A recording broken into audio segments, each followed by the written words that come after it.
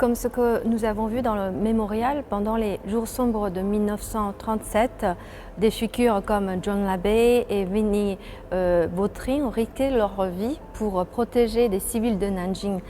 Monsieur Zhou, pour vous, quelle est la résonance de cet esprit humanitaire au-delà des frontières?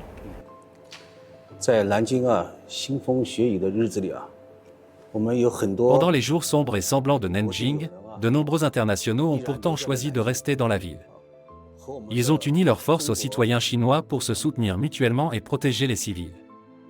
À l'époque, ils étaient plus d'une vingtaine à être restés. Ils ont établi la zone de sécurité internationale et mis en place des refuges pour protéger plus de 250 000 habitants locaux.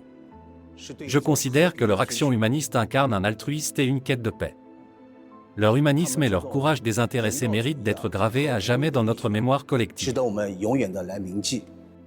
Pour vous, Monsieur Haroul, comment faut-il raviver cette flamme de l'humanité qui nous lie face aux crises et aux défis d'aujourd'hui?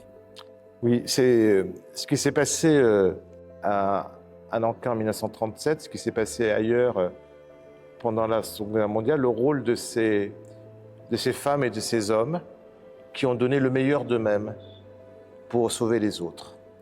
Ils sont pour nous des exemples. Ils sont pour nous des modèles.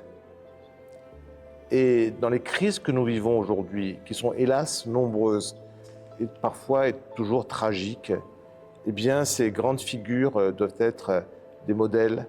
Et partout, aujourd'hui, là où les crimes de guerre se commettent, il faut que des témoins se lèvent. Il faut que les témoins témoignent, préservent les preuves des crimes pour les déférer devant la justice internationale.